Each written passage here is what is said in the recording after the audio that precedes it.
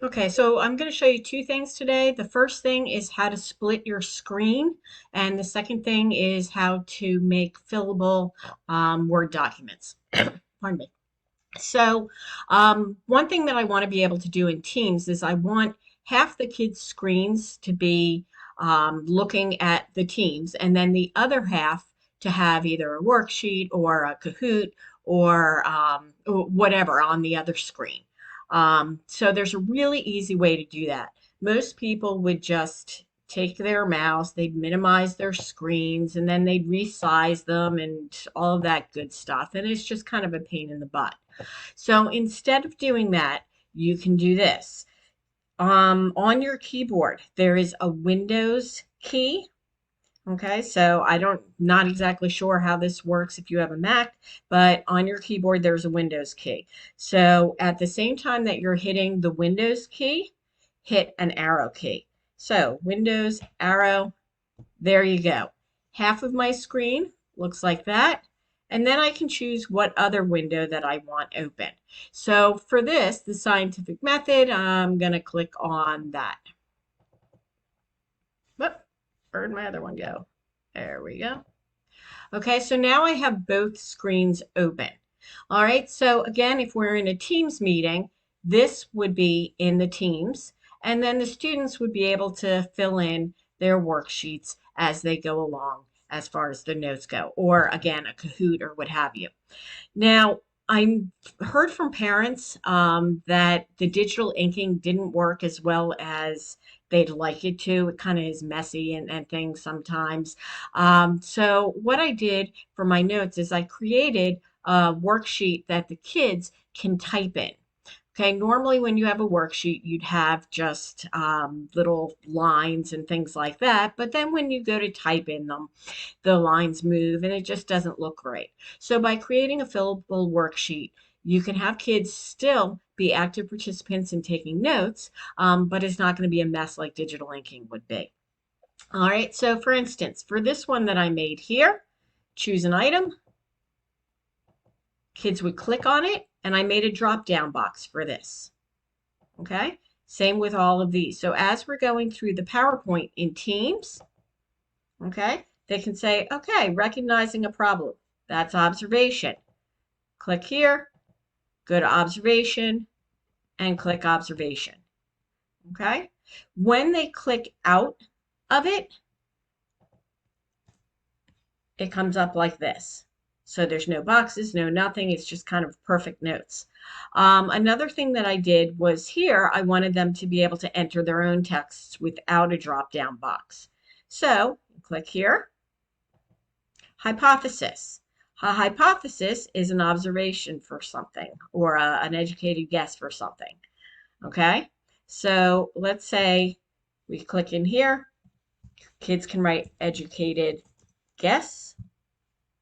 Yeah, I can spell. There we go. All right, and here we have the notes for that.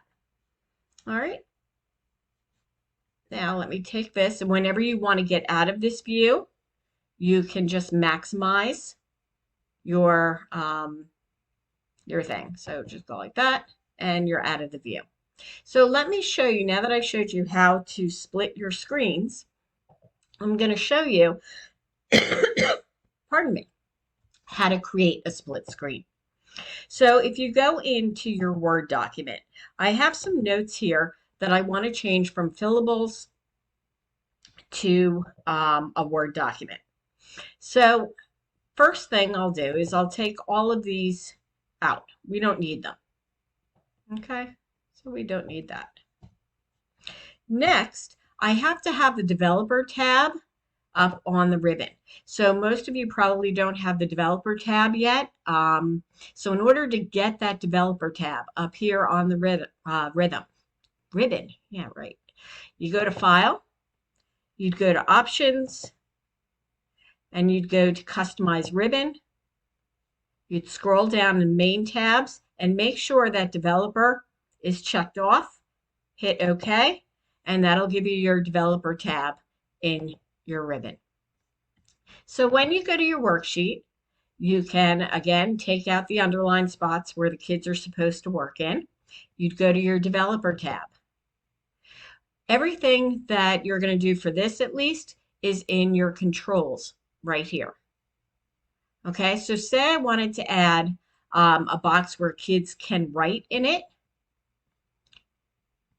You just click this right here. This is your text, plain text. Click a box and it's there.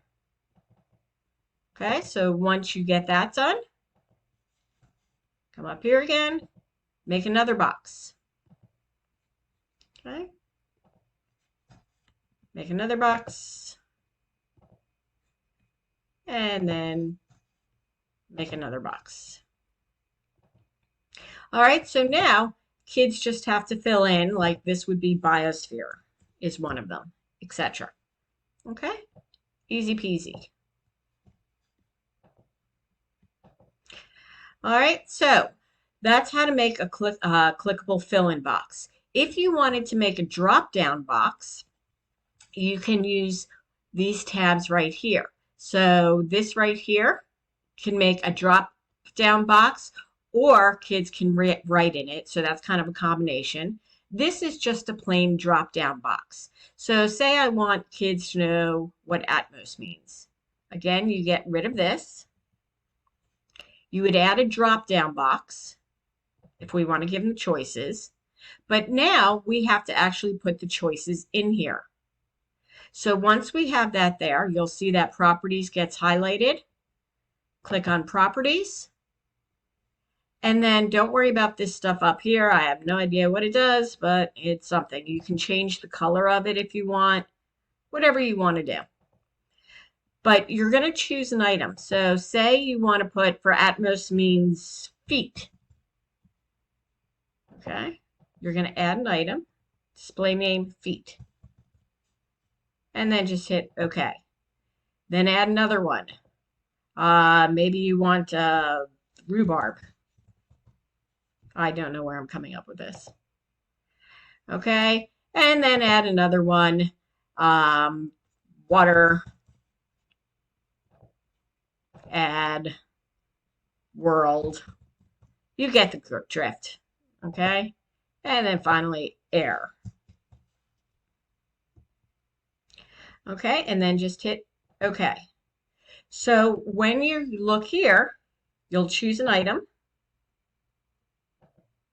And the kids can see that they can choose whatever item they want.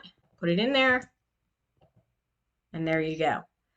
Again, if you want to come here and change the colors or anything, you just click on the box, hit properties, and you should be able to change the color of stuff. So say I want to change the color and I want to make these all this color. Okay, whoops. There we go. You got to highlight it, sorry. You can do it that way, or you can just change the color of all of them like by doing that. Okay, easy peasy. Save it and you're done. All right, if you have any questions, feel free to contact me. It's really easy.